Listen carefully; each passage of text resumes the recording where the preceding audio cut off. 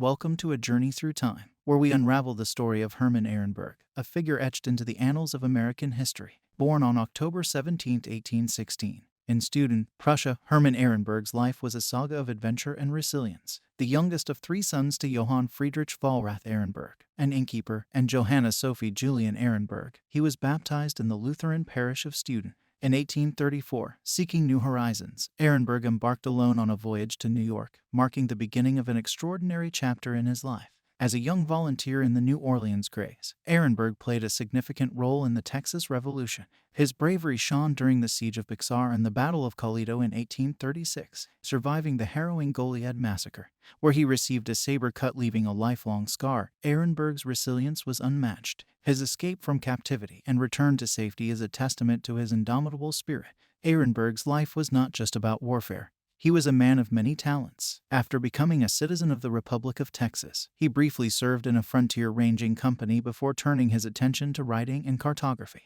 His memoirs on the Texas Revolution became the most popular German-language book on Texas during the 1840s. His travels and experiences were vast, from mapping Honolulu to participating in the California Gold Rush and playing a pivotal role in the mapping of the Gadsden Purchase. Ehrenberg's contributions extended to town planning and mining engineering, earning him recognition as one of the greatest surveyors and map makers to visit the western United States. His life, however, met a tragic and mysterious end when he was murdered by an unknown assailant in 1866 near Palm Springs, California. In his honor, Mineral City, Arizona, was renamed Ehrenberg. Join us as we delve deeper into the life of Herman Ehrenberg, exploring his adventures, achievements, and the unsolved mystery of his demise, a narrative that intertwines the threads of history, adventure, and mystery. In the early 19th century, in the quaint village of Studen, Prussia, Herman Ehrenberg's story began. Born into the family of Johann Friedrich Wallrath Ehrenberg, an innkeeper, and Johanna Sophie Julian Ehrenberg, he was baptized in the Lutheran faith, marking the start of a life that would later weave into the fabric of American history. A few years later, the Ehrenberg family moved to Eisleben, where Herman's father became a district magistrate. This shift to a more urban setting possibly exposed young Herman to broader cultural and economic dynamics, setting the stage for his future endeavors. In 1834, at the tender age of 18, Ehrenberg embarked on a life-changing journey. Leaving his homeland behind, he set sail for New York from Bremen aboard the ship Ludwig. This decision to emigrate alone was a bold move, reflecting a spirit of adventure and pursuit of new opportunities that would define his life. The reasons behind Ehrenberg's emigration are not entirely clear but may have been influenced by the socio-economic conditions in Prussia at the time, along with the allure of the New World. America, with its promise of freedom and opportunity, beckoned to many young Europeans seeking adventure and a chance to carve out their destinies. This decision to leave Prussia and journey to the United States marked the beginning of Ehrenberg's remarkable life story, a tale that would intertwine with key events in American history and leave an indelible mark on the nation's development. As we explore Ehrenberg's journey from Prussia to America, we delve into the motivations and aspirations that drove him, providing a glimpse into the mindset of a young man poised to embrace a new world full of possibilities. Herman Ehrenberg's journey to America soon intertwined with pivotal events in American history, notably the Texas Revolution. Arriving in New Orleans in October 1835, Ehrenberg found himself amidst fervent support for the Texian cause against Mexico. He attended a rally organized by Adolphus Stern, which raised over $10,000 for the volunteer troops. The next day, Ehrenberg enlisted in the militia company that Stern was organizing, known as the New Orleans Greys, noted for their distinctive uniforms. Ehrenberg, likely the youngest member, claimed to be the third volunteer for the Greys. As a member of the New Orleans Greys, Ehrenberg was part of a group divided into two companies, one led by Captain Thomas H. Breese. The Greys, mindful of the United States' official neutrality in the conflict, cautiously crossed into Mexican Texas without incident. Their journey took them to Natchitoches, Louisiana, where they prepared for their entry into the conflict. The Greys joined the Texian army outside San Antonio de Bixar, where the Texians had laid siege to the city, trapping Mexican General Martin Perfecto de Cos and his troops. In the assault that followed on December 5th, Ehrenberg and his company followed the San Antonio River into town, making their way to the central square. As they neared the square, they faced intense fire from Mexican soldiers. Ehrenberg, demonstrating his bravery and resilience, was among those who entered a stone guardhouse, which soon bore the brunt of fire from Mexican artillery. Ehrenberg's involvement in the Texas Revolution was not just a mere participation in a military campaign.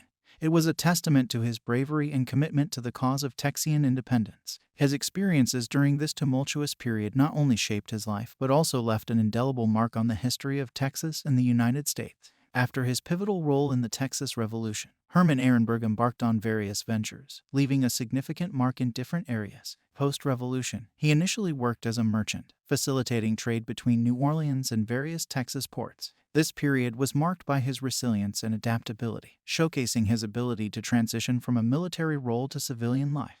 Ehrenberg's journey took a brief turn back to Germany between 1842 to 1844 due to health reasons.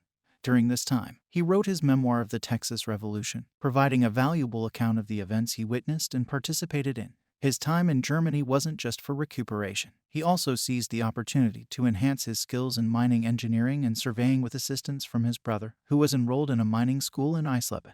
Returning to the United States in early 1844, Ehrenberg's adventurous spirit led him to Oregon and then to the Sandwich Islands, where he mapped the streets of Honolulu in 1845. His return to the mainland in 1847 saw him engaging in various activities, including working on a merchant ship and participating in the Mexican-American War. His bravery was again highlighted when he assisted the American military in rescuing American sailors held by Mexican guerrillas in La Paz, Baja California. Ehrenberg's most notable contributions, however, were in the realm of mining. During the California Gold Rush, he met Charles Poston in San Francisco in 1854, joining forces with Poston's Sonora Exploring and Mining Company in Tubac, Arizona. Ehrenberg made significant contributions to Arizona mining between 1854 to 1861. His work as a surveyor and mining engineer at the Salado and Cerro Colorado mines, and his prospecting in the area from the Santa Cruz Valley westward to Ancho were crucial in establishing Arizona as a separate territory.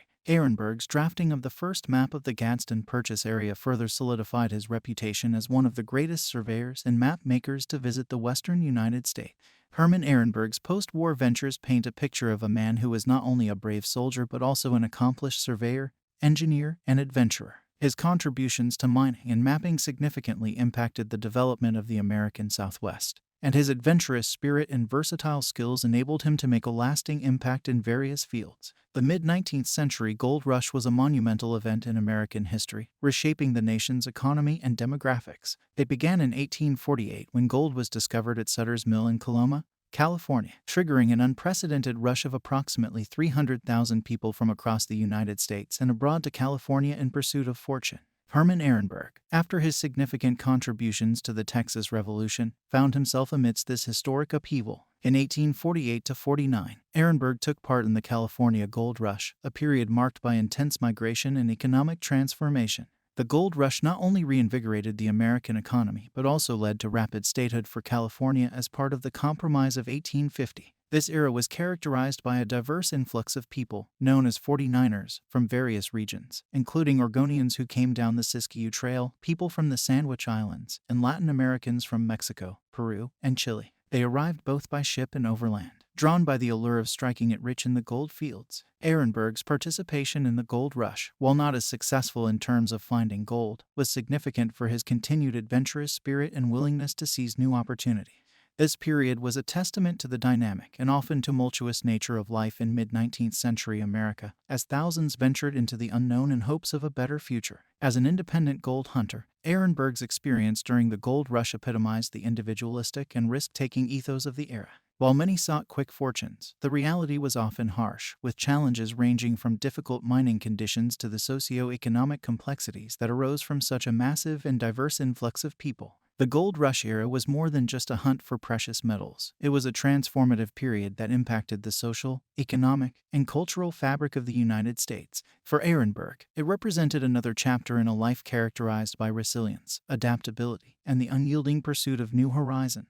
The final chapter in Herman Ehrenberg's life began with his ventures into mining.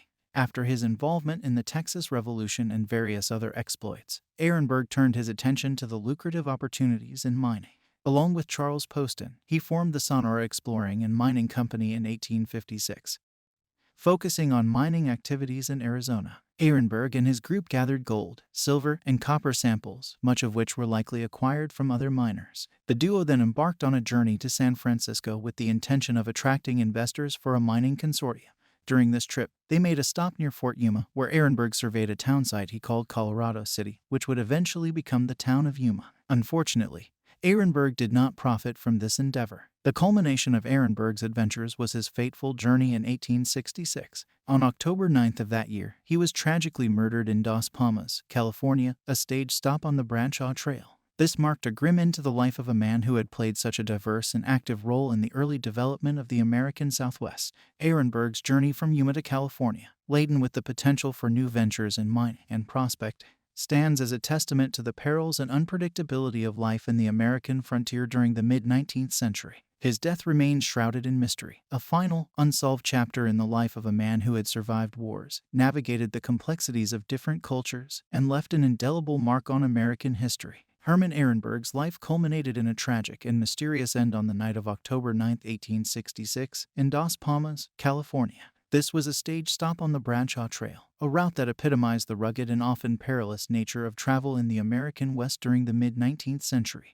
The events leading up to his murder began with Ehrenberg's involvement in mining activities in the Arizona Territory, where he had been collecting samples of gold, silver, and copper, most likely acquired from other miners. His journey had taken him to San Francisco to seek investors for a mining consortium, and on his way, he made a critical stop near Fort Yuma. It was here that he surveyed a town site, which he named Colorado City, later to become the town of Yuma. On that fateful night in Dos Palmas, Ehrenberg would have been on his way from Yuma to California, possibly carrying with him the precious samples or the profits from his recent endeavors. The specifics of what transpired that night remain shrouded in mystery. What is known is that Ehrenberg, a man who had survived the tumultuous Texas Revolution and navigated the uncertainties of the gold rush, met his end in an act of violence, leaving behind a legacy as a pivotal figure in the early development of the American Southwest. The murder of Herman Ehrenberg in Dos Palmas remains an unsolved mystery, adding a layer of intrigue to the story of a man who lived a life marked by adventure, resilience, and significant contributions to American history. His death under such mysterious circumstances only adds to the enigmatic character of a man who played an integral role in the shaping of the American frontier. Investigators are combing through every detail. They're looking for fingerprints, DNA evidence, anything that can be a lead.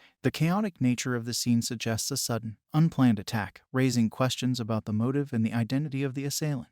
The autopsy report plays a crucial role. It reveals the cause of death and provides crucial forensic evidence. In Ehrenberg's case, the details of the injuries could point to the murder weapon and possibly the profile of the attacker. We spoke with former detectives and forensic experts who highlighted the importance of early interviews. Neighbors, friends, family, anyone who could shed light on Ehrenberg's last days. But in this case, establishing clear alibis was as challenging as finding the needle in a haystack. The investigation faced several roadblocks. A lack of eyewitnesses made reconstructing the events of that fateful night difficult, and the limitations in forensic technology at the time meant some evidence couldn't be fully analyzed. In any murder case, the theories and suspects drive the narrative. In the mysterious case of Ehrenberg's murder, several theories have emerged, each pointing to different potential suspects and motives. One prevailing theory is that Ehrenberg was killed due to a personal dispute. Investigators delved into his relationships, looking for any signs of conflict or potential enemies. Was it a friend-turned-foe, or a personal vendetta that led to this tragic end? Ehrenberg's professional life wasn't without its challenges. Some speculate that a professional rivalry turned deadly. Could competition or jealousy in his workplace have spurred someone to commit such a heinous crime? Another theory that cannot be overlooked is the possibility of a random act of violence. Was Ehrenberg simply in the wrong place at the wrong time? This theory often leaves more questions than answers, but it remains a haunting possibility. Finally, we must consider the theory of an unsuspected insider. Sometimes, the most unlikely individuals have the darkest secrets. Could someone close to Ehrenberg have harbored ill will strong enough to lead to murder? These theories paint a complex picture of a case that continues to baffle. Each suspect and theory brings its own set of questions and mysteries. In our next segment, we'll dive deeper into the investigation's turning points and how close or far we are from the truth. As we reach the end of our journey into the perplexing murder of Ehrenberg, we are left with the haunting question: why does this case remain unsolved? What are the challenges that have kept the truth shrouded in mystery? First, we must consider the historical context. During the time of Ehrenberg's murder, forensic science was not as advanced as it is today. DNA analysis, now a cornerstone of criminal investigations, was not available. This significant limitation often meant that unless there was a confession or an eyewitness, many cases remained unsolved. Over the years, crucial evidence may have been lost or degraded. In the Ehrenberg case, any physical evidence that could have been re-examined with modern techniques might no longer exist or be in a condition to provide new insights. Another factor is the waning of interest and resources over time. As years pass, cases like Ehrenberg's often get overshadowed by more recent or pressing investigations, leading to a lack of continuous effort in solving them. Finally, the complexity of the crime itself. With multiple theories, no definitive suspects, and a lack of clear motive, the Ehrenberg case presents a labyrinth of possibilities, each leading to more questions than answers. The story of Ehrenberg's untimely demise remains, to this day, an unsolved mystery. It's a stark reminder of the limitations of historical crime solving and the enduring quest for truth. Perhaps one day, new information or technology will shed light on this dark chapter, but for now, the mystery of Ehrenberg's murder continues to intrigue and baffle. Herman Ehrenberg, a figure whose life story is as fascinating as the mystery surrounding his untimely demise. Born in Prussia, Ehrenberg's journey to America led him to become a key figure in the Texas Revolution. His memoirs provide the longest and most vivid eyewitness account of the revolt, making him a significant historical figure in the story of Texas' fight for independence. Ehrenberg's contributions were not limited to his writings. As a skilled surveyor and cartographer, he created the first map of the Gadsden Purchase, a significant piece in the puzzle of American expansion. His work in mapping the American Southwest earned him the praise of being one of the greatest surveyors and map makers ever to visit the western United States, according to Senator Barry Goldwater. His legacy is immortalized not only in his writings but also in the landscape of America. Grand Canyon National Park includes a summit named Ehrenberg Peak, and the town of Mineral City, Arizona, was renamed Ehrenberg in his honor. His adventurous spirit and contributions to American history remain a source of inspiration and intrigue. As we close this chapter on Herman Ehrenberg's life and the unsolved mystery of his death, we are reminded of the complexities of history. His story, from a young volunteer in the New Orleans Grays to a renowned cartographer and writer, is a testament to the indomitable human spirit and the quest for freedom and adventure. Yet, the enigma of his murder remains unsolved, a puzzle lost in the sands of time. It leaves us pondering the fragility of life and the enduring quest for truth. Ehrenberg's life and death continue to captivate and intrigue, a reminder of the mysteries that history often holds. As we conclude, we invite you, our viewers, to reflect on the legacy of Herman Ehrenberg, a man whose life story is as rich and complex as the era he lived in. His contributions to American history and the enduring mystery of his death will continue to be a subject of fascination for generations to come.